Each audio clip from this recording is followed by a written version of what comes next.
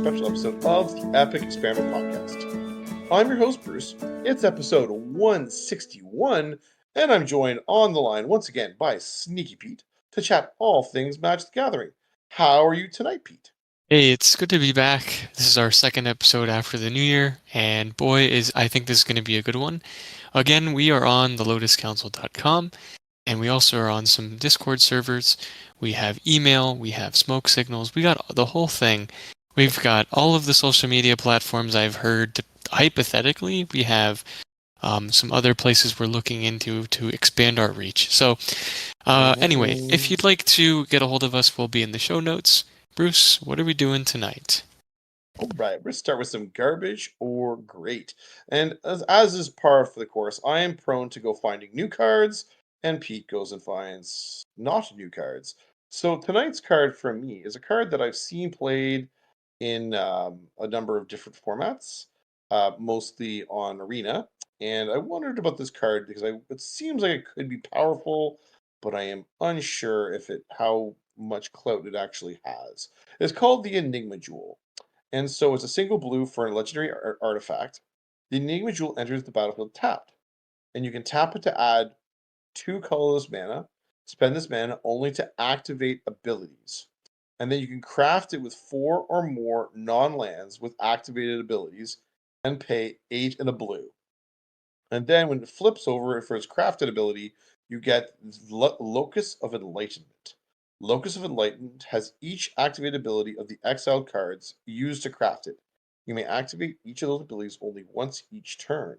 Whenever you activate an ability that isn't a mana ability, copy it. You may choose new targets for the copy. Now, Pete, I saw this one played in a brawl game. It was a historic brawl, Yeah. and my opponent was able to exile a bunch of planeswalkers with it. So it picked up a bunch of planeswalker abilities, which seemed kind of cute. Um, so it got me, and then it proceeded to house me and make me just cry. But Sure. so it got me thinking. I'm like, is this card even worth looking at for Commander? And so I went and did some cursory digging and some thinking, like, where would I play this? What would I do? And I don't know. So what are your thoughts? Is this card garbage or is this thing great? I'm looking on EDH Rec really just to see a general idea, and this is what I was anticipating. It's a lot of artifact matters cards or creatures with a lot of interesting, like Kenrith. Like if you exile Kenrith with it, you put him back in the command zone, but then that card still gets all of those abilities. So I feel like if you're gonna go and use the card, you're gonna go all the way. Um, and go to the most extreme depths of its ability or the most consistent. So like Emery is an obvious choice because Emery just does this anyway. And Mm, Kenrith is a pretty like easy choice too because of how many abilities it has and how many things you can do with the card, like flexibility wise. I think if you can expand the flexibility of this card instead of narrowing your scope of focus, like if you're exiling a bunch of mana dorks, for example, it's not going to do anything. If you're exiling a no. bunch of planeswalkers that do a bunch of random things, they don't really synergize together. That also doesn't really make sense to me.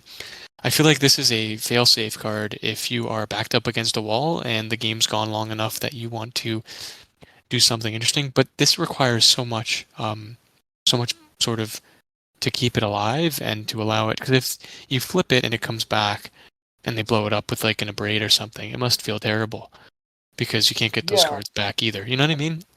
yeah. It's not This very is what efficient. this is what I thought. I was thinking to myself, I'm like, the game I was playing with against it on Historic Brawl.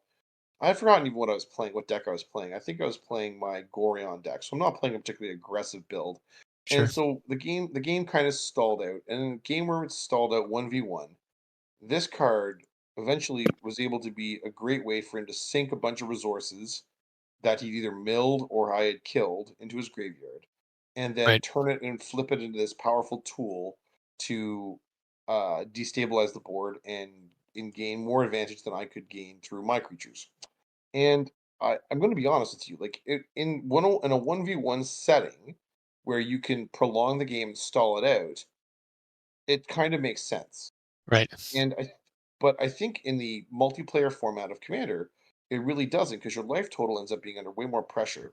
So you never really get an opportunity to deploy this thing and sink 9 mana into it and craft a bunch of other stuff into it. Like you sink a ton of resources into it, and then, like you say, to have it blown up by an abrade or a nature's claim or of even just a vandal blast. Vandal blast pointed like it's like this becomes incidental collateral damage. Hmm. So like I think this card, as much as it's got a really cool and interesting ability, and I think like I'm kind of glad they made the card because it makes you think like, is this Yeah. card actually it could be hugely powerful, but I think there's a lot of hoops, a lot of risk associated with it that you'd have to be able to set this up in such a way that you're going to be guaranteed to get ridiculous value off of it in order to make me interested in this.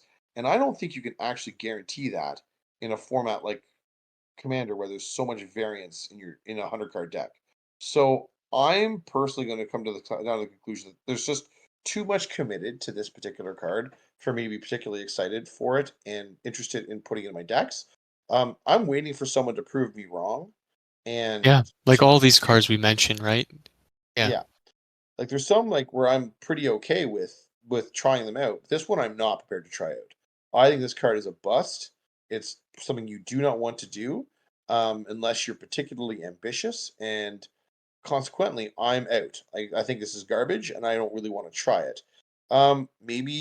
Maybe someone else out there is gonna has will show me a build where this is super potent and does a lot of really good things, but like I just don't think I can do it. I mean, the card is neat, but I don't think it's Yeah. good enough for most commander metas. This reminds me of like my boy, one of the cards we mentioned a while ago when we did our nicknames episode. I forget which episode that Mm, was, but that was a long time ago now. there's that mirror creature that has imprint, and you get to exile things from your graveyard, and it gets the activated abilities of those cards, right? Yeah, yeah, yeah. So it was a one card potential combo if you got the right cards in your yard with the 3 mana untap tap. I forget what it's called right now off the top of my head. The combo piece. You know what I'm talking about? It has like 5 different things that you can do with it. Oh, the staff of Half a domination. domination. Yeah, so like you would exile that, and you would exile like Basalt Monolith or something else to untap it, and then you would go infinite. This is what this card would do: is you try to go infinite with it, and you try to win the game on the spot. But yeah, I wouldn't play this unless I really wanted to just try it out and see if it would run. But I'm not about to rebuild my mono blue Emery list anyway, so I don't think that's going to happen. CDH, they No, might find a way to use it, but I don't think this is the place for that. I I don't think CH players are going to touch this with a 10 I don't meter. think so either, to be So honest. unfortunately, so maybe it just gets resorts itself to the stuck on Yeah. the historic brawl decks somewhere in 1v1 formats where you can draw things out. So and Yes. otherwise, I think it's probably a no go. So All the right, next card. what have you found tonight? This card people were freaking out about when it got spoiled. I remember in Dominaria United because it was a 3 mana 4 card tutor, similar to the one that's banned in our format. It's threats undetected, Yeah, two colorless and a yes. green sorcery. Search your library for up to 4 creature cards with different powers and reveal them. An opponent chooses 2 of them. Shuffle the chosen cards into your library and put the rest into your hand. So, I want to hear what you have to say, and I'm probably going to disagree with you. So let's hear it. So I think the card is fun because it's a throwback to Gifts Ungiven, and Yes.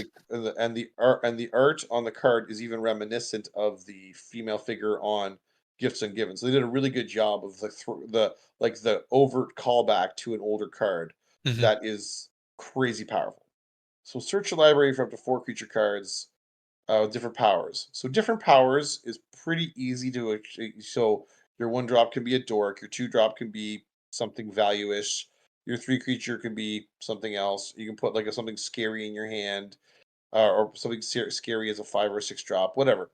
So I think that the actual threshold to make this that could be really just a 2 for 1 is pretty good. Now, the dilemma here is that if you go and pick one card that is very powerful and 3 medium powerful cards, you're going to get stuck with the 2 worst cards in every situation. However, I don't think necessarily that that is a bad way of doing it, because at its raw core, this is a 3 mana tutor where you're going to be guaranteed a 2 for 1 out of it. You're getting 2 bodies that you can put on the field, and if you can find the tools you want, like maybe you really want that mana dork and that value creature, but your opponent looks at it and says you're putting a Vorinclex and you're putting a Craterhoof in your hand. Like, no thanks. I don't want you to have those tools, particularly if you're in anything close to casting them. No, thank you. Um, Little do they know, in your hand you have hordes, Triumph of the Hordes, or something disgusting in your hand. Right. So I'm actually pretty okay with this. I'm not jumping up and down, like going crazy for the card. I think the card has got some really interesting appeal, but if you look at it as just, if nothing else, as being 3 mana, get 2 creatures that are going to be guaranteed to be in your hand, and you can then craft the scenario where you can almost force your opponent into giving you the ones you want by virtue of picking things that they really do not wish to play against. So, if you, again, if you're looking to find the Crater Hoof with this, you're probably not going to get that opportunity unless you have 3 more egregious creatures in your deck, which you probably don't have. So But if you yeah, go ahead, here are go my ahead. three scenarios, okay, to make this card work very well for you. Hmm. Okay. The first, I was goldfish in the Xenagos deck again because I'm like, I'm gonna try this out and see if it works. Hmm.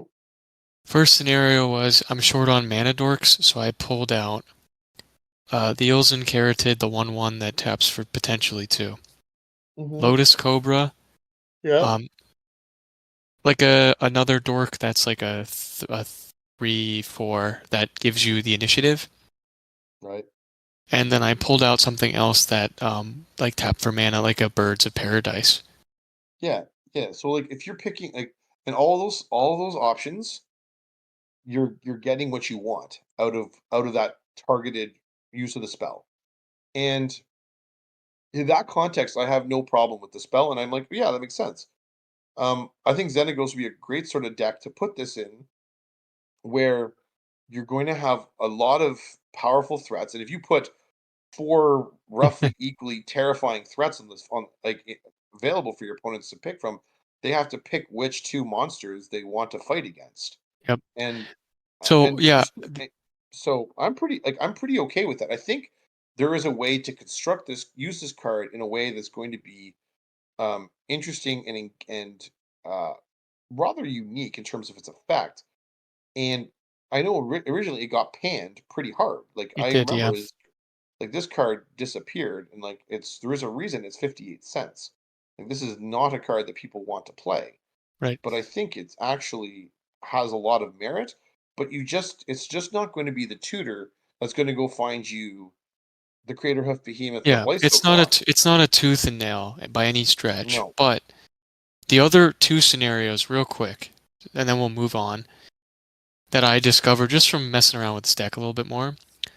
You do the 2 card combo nobody knows about, and you get your 2 most threatening creatures. So it's a rattlesnake. So they put back those Italis or those other, the Elder Gargaroths, and you get the Hmm. combo in your hand that you need to do some really interesting things in your deck. And then Agreed. finally, elves, like elves would be good, and targeted Hmm. removal that are creatures that have redundancy that say destroy target artifact or enchantment, like a Rex Sage, Yep. a Manglehorn. Like you take 4 of those, and then they give you 2 of them politically to help the table. That also would be a benefit for you if you're doing it Yeah. that way. Yeah. And then elves, of course, if you have enough consistency in what you're trying to do with like your Marwyn deck or your elf Golgari or elf ball deck or something, then Hmm. it doesn't seem as like detrimental. Especially if you're like, hey, if you give me these 2 creatures, I won't swing at you this turn, or if you give me Yeah. 1 and 1, then I can. It's almost like fact or fiction, right? Where like Yeah. you reveal and give the piles and decide. So Anyway, it's a green factor fiction. It's not the best card. I wouldn't recommend it for every single deck, but I found some really neat interactions with this particular spell. So, I don't think this is garbage. This is definitely not garbage. Um, there's ways to make use of this card in a way that are going to be to your advantage, and I'm here for it. I think it's actually pretty cool. I like the card. I'm going to give it a thumbs up because I think there's lots more application than people have given it credit for, and have just downplayed it because it's not how broken Gifts Ungiven is, which is yeah. banned all over the place. We need to find a card or two next week where we argue profusely. I think that would be very beneficial for this podcast. I mean, maybe. I think we both tend to see cards like this and see the upside to it. Yeah, And then, but yes, there's definitely a room for more argument. I think more than anything, though, I think it's good for the audience to like explore some of these cards because I'm sure what happens is people looked at threats undetected and said, well, you know what, never mind. right. It's not busted in half, so I'm not going to play it. That's not to say just because it's not busted in half, it can't have applicability. So Yeah, that definitely. to me is What do we that's always really say on this show, Bruce? What do we always say? Like, any bad card can be a bomb in the right hands. Like, Oh, I was gonna say that Pete's our dirtbag, but I that's mean, that's fair okay. too. And I mean, I'm glad, you didn't have to deal with me this weekend. But if you want to Oh, explain what we're going to talk about, because this is based on your personal experience this past weekend playing with our two of our good friends and your yeah. blood. So, Yes. So, yeah, so, tonight we're gonna talk a little bit about some threat assessment because we were going to play with Pete on Saturday night, and then, life got real for Pete, and Pete couldn't join us, but we went ahead and played. So, my brother George, who was previously been on the show, and, another guest from the show previously, my Mason. good friend and the reason I'm addicted to this game, our good friend of the podcast, Mason, was Yes, and so with us, so graced our presence. yeah. Well, yeah, we brought him out of retirement for the Like night to Michael come and Jordan play. coming out again after retiring Exa the second time. You know what I'm saying? exactly.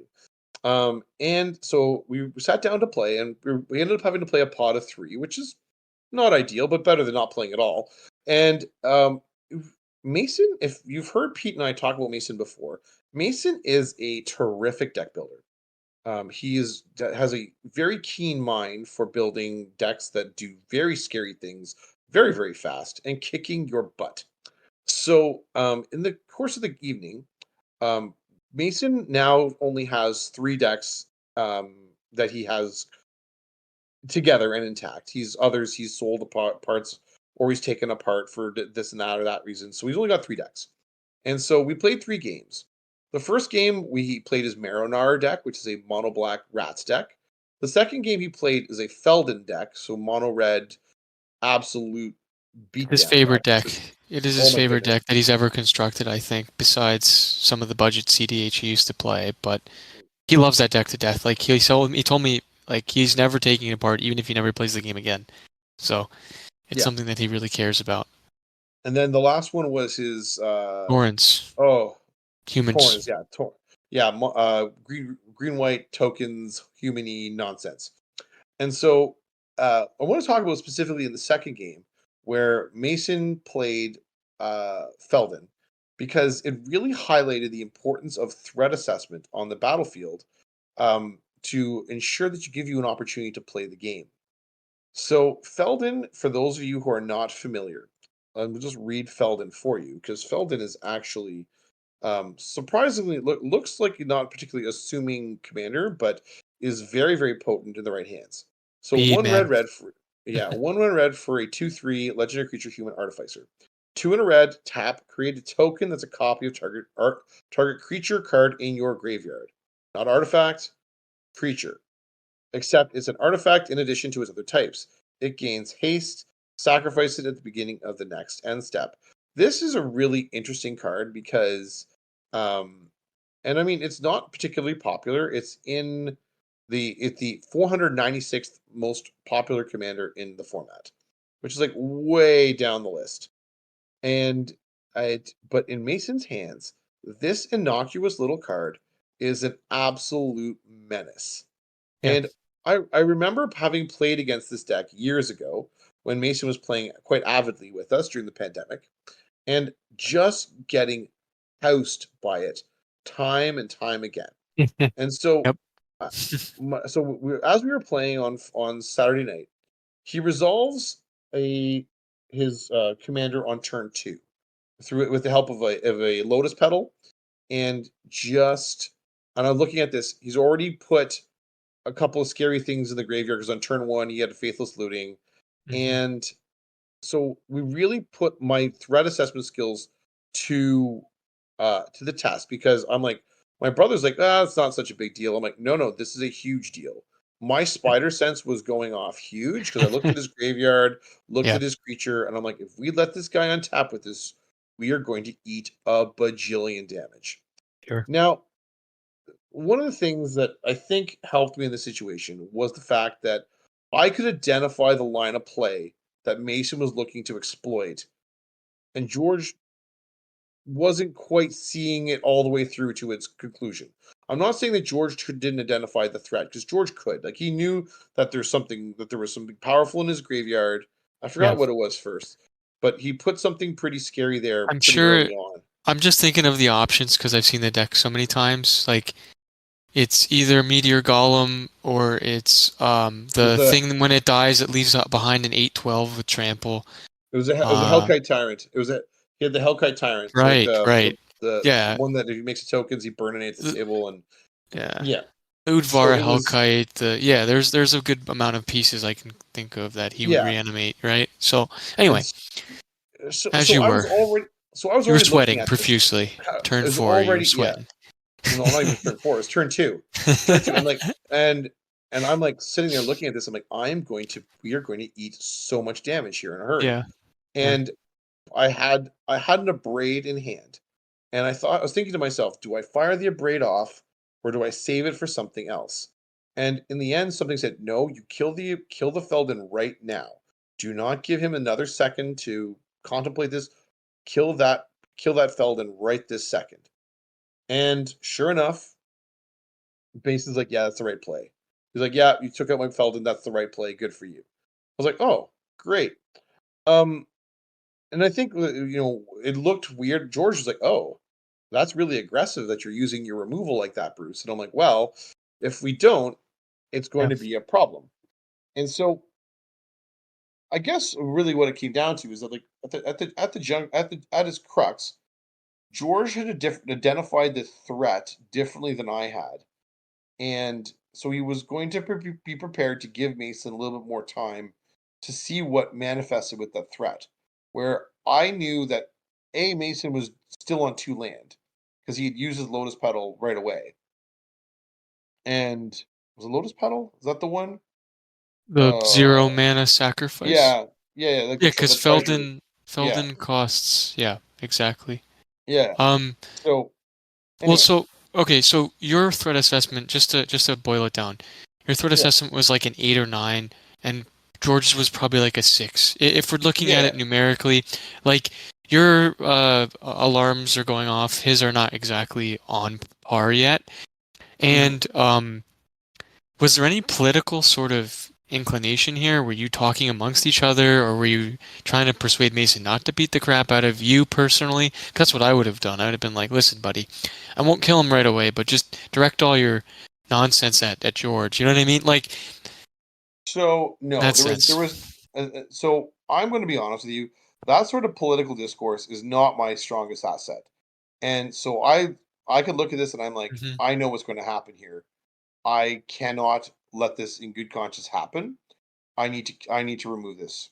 And there was no real political debate. I'm like, no, this has to go. There's times when I'm prepared to like try and usually I end up resorting to the politics if I don't have an answer. If I don't have a way to address a threat, I will be prepared to turn to let's make a deal. But if I don't have it, if there isn't a deal to be made, because like Mason had no reason to make a deal with me. Oh, definitely not. Mason's like like if he can keep Felden, he's in the driver's seat Right. because he's gonna be making tokens of scary things in his yard more rapidly than I am. I'm gonna get my game plan in line. I need to make sure that Feldon is So not coming down now.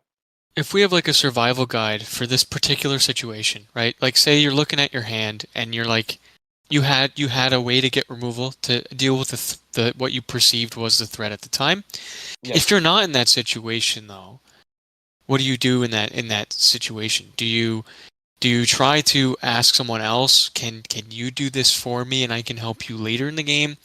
Or is it another situation where you have to be more creative with your uh, mitigation of this sort of problem? Because I think that's what we're trying to get to, right? Hmm. Like, there's one Yes. thing to play removal in your deck. There's another to identify a problematic situation and use your sort of skills your parents taught you, your negotiation tactics, Hmm. to help you survive in that Yes. sense. So So, what I've often seen, and I think is reasonably effective, is turn to the rest of the table and say, you need to, and it's that's where the politics starts. You say, look, everybody, this is what's going to happen. If we do not let this, if we let this Feldon resolve here, next turn, Mason's going to untap, and he's going to that Hellkite's coming out, and we're going to start taking hurts, like not just a little. We're all going to take a lot, and we can mitigate this right this second if we address it right here, right now. mhm, Now, in the past, depending on the table and people I'm playing with, some people get on board with this line of argumentation and say, "Yep, okay, I'm in." And when that happens, like it's I don't say I feel bad for a guy like Mason, um, because he is well aware of what he's going to go do. But it's when your game plan gets derailed by the whole table very early in the game, it feels like someone's ganging up on you, and right, it's not a particularly good feeling. So, but in this case, you know, turn to George and like, like if I had said, George, do you have a piece of removal here? George may have very well said no.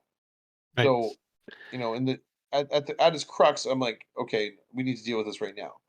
yeah, I think the dynamics of a three-person pod also figure into this here because in a three-person pod, I don't feel quite so compelled to go and turn to the other person on a table of three people and say, "Hey, look, do you got something there?"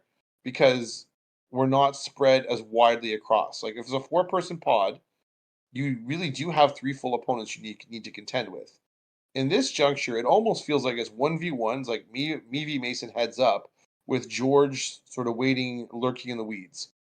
And while the use of the resource in this case is not great, I'm a little more apt to fire it off than in a four-person pod where I've got there's no way this is me v Mason heads up. This is a there's two other people lurking, waiting to take it to exploit a weakness here, and I just committed a key removal target, and used it on turn two. yeah. So the So, dynamics of the pod figure into it very prominently. yeah, so just to say, like in general, because we all have different scenarios that we've been Hmm. in terms of playing. There are times where I've literally told somebody, I am the threat. You have to stop me, or I'm gonna just run away with this game. And I'm brutally Yes. honest because I want everybody to get a chance to play. And it Hmm. actually makes the game more interesting later on because I'm like, you got to remove this. If you can't remove this, then the game's going to be over in 2 turns. Similar to the other game that you mentioned, which was with George running away with it with his Planeswalker deck with Nicol Yes. Bolas. So the idea is like these are two interesting situations where you have to make decisions. Like it's negotiation tactics really. It's like the good for the overall majority to hurt the Hmm. minority to extend the game. Um, in Yes. terms of these general situations, though, because you're not going to always have removal in your hand. You're also not going to be the one with all the cards, and you're also Hmm. not going to be the one who actually can do anything in the situation. You might be able to loot, or you might be able to draw cards, but there are just times where you just don't have the answer, or the deck you're playing against is the antithesis of your deck, and it just happens that's the way it goes. So how do you impact the game in a meaningful way in this sense, or creatively remove a problem in a Hmm. game so that way you get to play the game a little bit longer than expected? I do this with deflection sometimes. Tactics like, hey, if you just leave me alone for a bit, I can potentially help out. Or In the case of like, I'm gonna direct my biggest threat at this person. If I can't at least blow up their key permanent, I'm going to figure out a way to do this. We talked about this before the show, but if you're facing a really aggressive deck, then getting blockers out as soon as possible and trading creatures that you normally wouldn't trade also is ideal. Um, some other minor things that we've discussed, like if you have ways to gain life, you have ways to slow the table down overall, like a rule of law effect. I've done that in launch a few times. Mhm. Um, just to slow everybody down so no one is really in the lead. You sort of stunt the person who's the fastest. Um, what else? I mean, we've talked about Goad before. We've talked about just general ways of speeding ourselves up as well. Yeah. Were you able to do that? I mean, I know you said like at one point in one of the games you couldn't even cast your commander, but in the Felden game, where I think did you end up pulling ahead of that game? What was the game that you had mentioned? So the in the game with Felden, I was on Megatron. So I was on Megatron. We had Felden and we had Torbrand. George was on Torbrand, and so this game was going to end in a very very Hmm. quick burning hurry, and because we're all three red decks, not a stitch of blue at the table, Right. and everybody's looking just to just deal haymaker damage.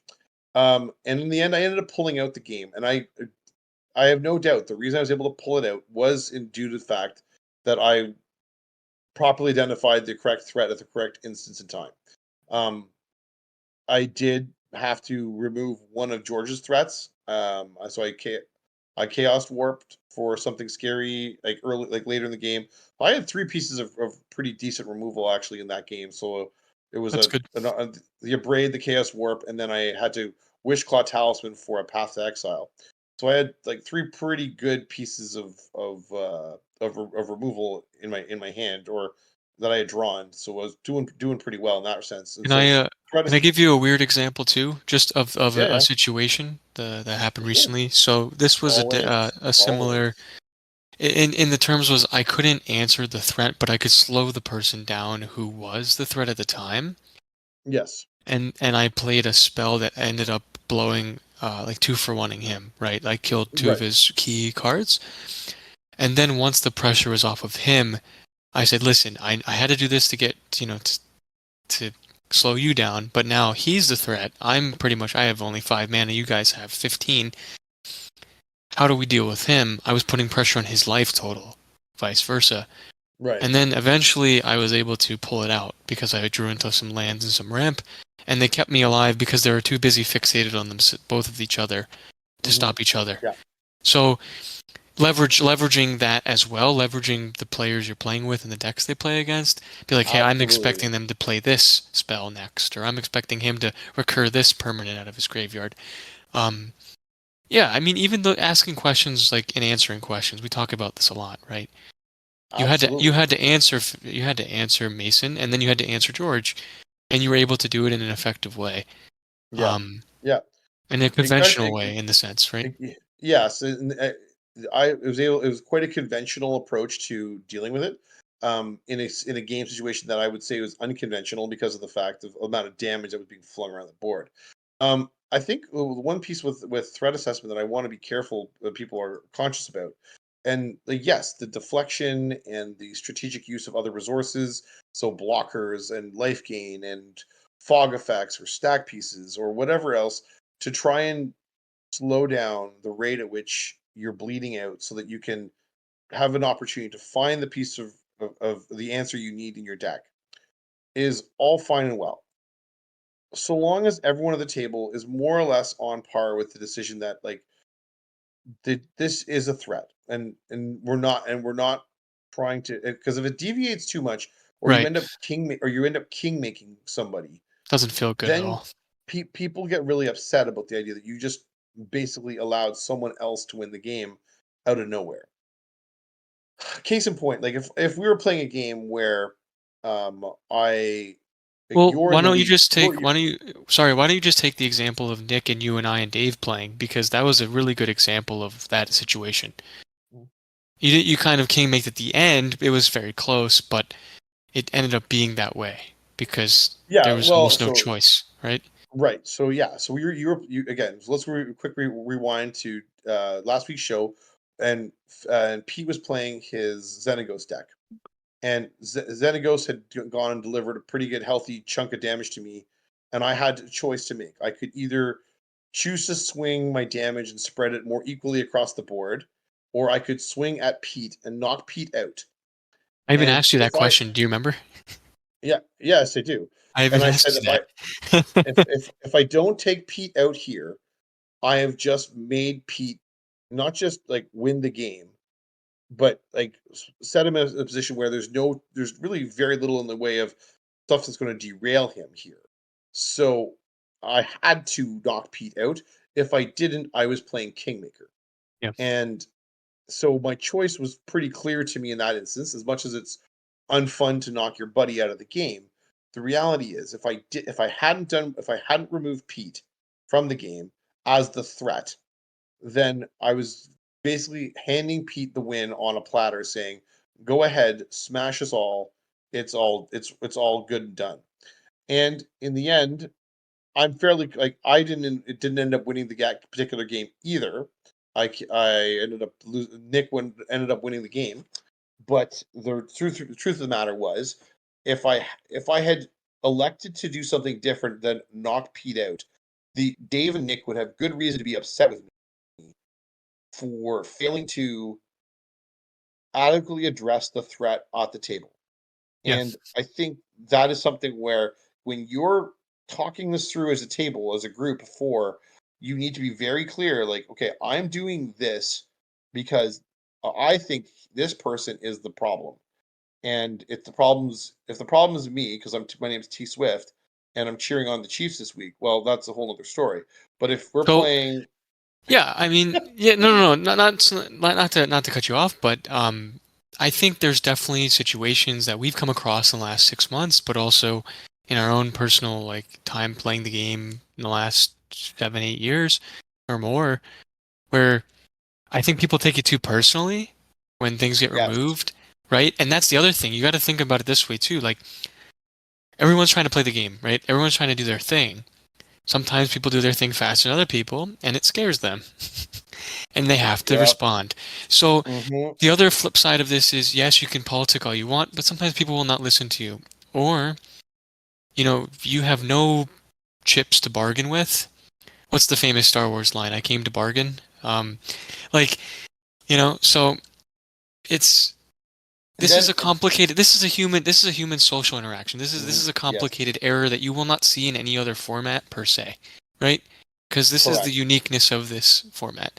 Um, And because so you're absolutely right, because like everyone's different personality brought to the table is very, and when people are in sync and they get it, and like and yeah. people understand why the decision is being made, Threat and assessment becomes a I'm smooth topic. It becomes a exactly. smooth way for the game to flow naturally.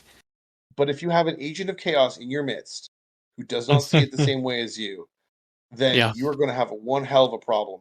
I have met having an agent of chaos where like you go, okay, like Pete's the problem right now. Pete's got this on the table. but He's got this they don't care. and then and someone goes, I don't Oh, care, Bruce. I'm punching you anyway. I'm like, really?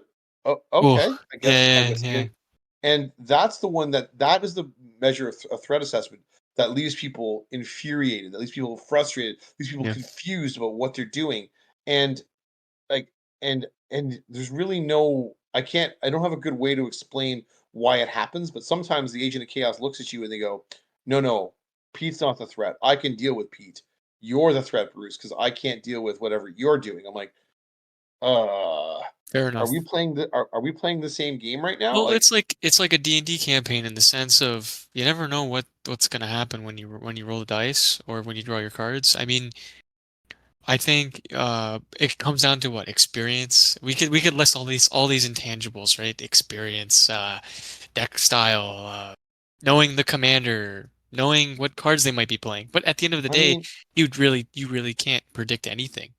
but who can get mad at this face? I mean, Right, but look at look like but I think the best solution, the best yeah, solution, for the sure. best the best consistency that you Up, can bring at the table isn't necessarily having the target removal or politicking.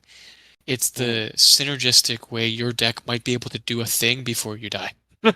And I know that sounds a bit No. morbid, but it's worked for me and it's been working for the friends that I played with where like they're like, well, I'm kind of out of this game, but I'm gonna try this weird interaction with these cards that I have and see if it works. I think I used to check boxes, right? I'd be like, okay, I'm gonna take the initiative 7 times this game because I'm playing against 2 blue players and I'm mono red and I don't have Pyroblast in my deck, and there's no chance of me to actually win this game. So they let me take the initiative 20 times and I counted it. I wrote it down on a sticky note. Every single time I took a tally mark. It was a fun, weird objective for me to complete, even though I knew I wasn't going to Hmm. actually win the game, right? So you could be You like might have anyway, though. with your buds, right? Well, you could be with your buds. You'd be like, hey, like I literally can't stop this. So if we can't stop this, this game's going to be over. So what I'm going to do instead is I'm going to try to do this weird thing, or I'm going to do this meme thing that might occur. Like Yeah. we have friends we played with over on Discord that do that, where Hmm. they'll like I played like a spell that gave me like 25 tokens, right? And I was ahead. And I remember this one guy I was playing with, he goes, I can't win the game, but I'm gonna do this too. And he copied the spell to make 25 tokens. But he's like, you have too much board presence anyway, it doesn't matter. But he's like, I'm gonna do it just because I can do it, not because like I'm not gonna hold this Yeah. card in my hand, you know? Right. Right. Yeah. Yeah.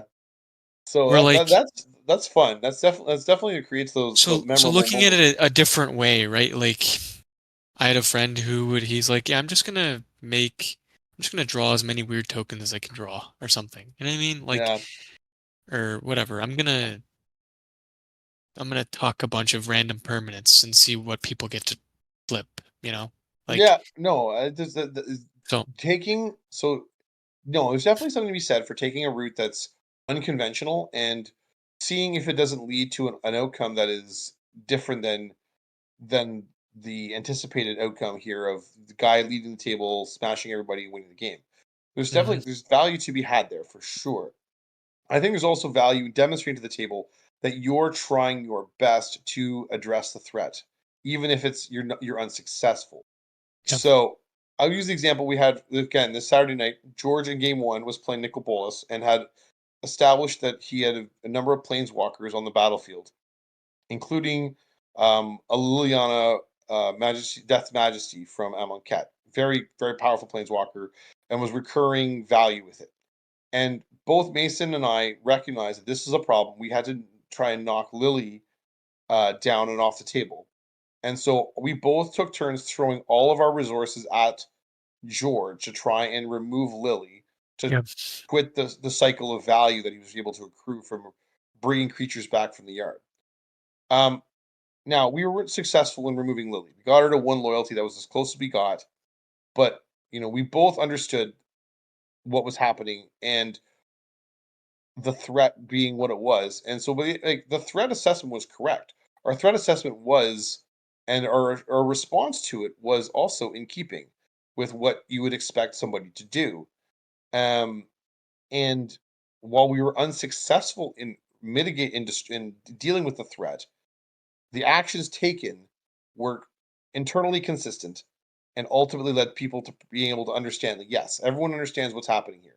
There was nobody got again that human interaction piece. Nobody was surprised or astonished or felt yeah, salty by the decisions made because it wasn't just one person. Both Mason and I were throwing our resources at George's stuff, trying to see if we could knock it off, and in the end, we couldn't do it. And then the value train pulled sure. out of the station, Like anything else. and and then choo Yeah. choo. It was like it was a fast track to Pain Town, and So to rein it in, right? To look at like a minor checklist, okay? This is situational based mhm, logic, right? obviously yes, Do you have removal in hand? Yes or no? Can you politic with the table? Yes or no? yes or no. Can you find a way to speed up your deck somehow? Is it card advantage? Is it playing a stacks effect to slow everybody else down to your level? Is it, something unconventional that you can do with your actual cards? And then finally, if you can't do any of that stuff, can you have a fun time regardless? Can you do something neat that people haven't seen? Can you try to copy Breach the Multiverse 3 times and see if that resolves for 9 mana? And deck yourself and lose the game. Like I've done that at least twice, and it's hilarious, and I think it's awesome. So, um, I there's think that's a ways really you can enjoy the game too, even I if think you that's a really can't win the game. I think it's a really succinct way of summing it up. Those yes no that yes no dichotomy really helps most players because there are many players who are inexperienced and may not necessarily understand what the threat of the table is and what it ought to be. I We can't tell you what each and every threat on the table is going to be from a podcast, folks. Like, I'm sorry, It's we're just not not at your it. pod. It's not happening. But we can give you some guidelines to help you when you do encounter a situation where and your spider sense is tingling, like, oh my goodness, something bad's going to happen here. Yeah. What do you do about it? And that checklist is really good.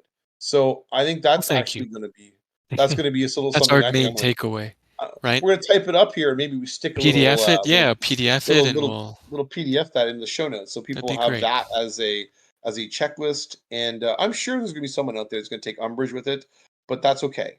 The tool is there to help people think about this in a way that's gonna be like, you know what? Okay, I remember the guys talking about this on the show. Here's what I'm gonna do to try and get myself out of this jam. And maybe you don't have the removal. Maybe the table won't politic. Maybe you can put some blockers down and play a stacks piece and gum up the board and make it Yeah. hard. Give yourself a fighting chance to get back in the game by deploying whatever you have at your disposal.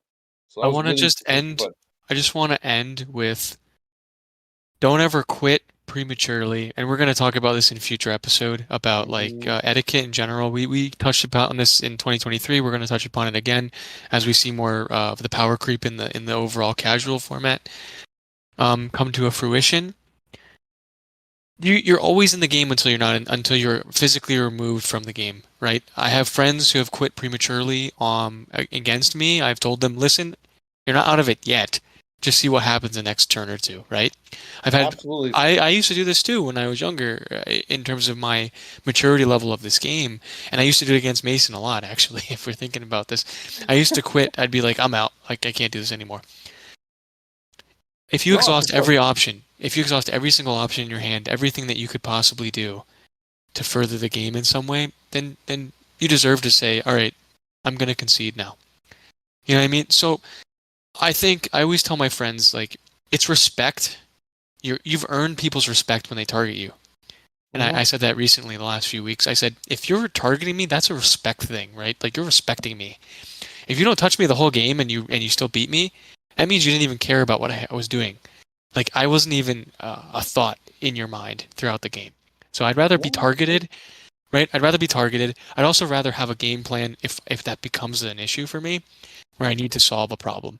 So we're all Absolutely. about being Yeah. proactive on the show in general and being positive.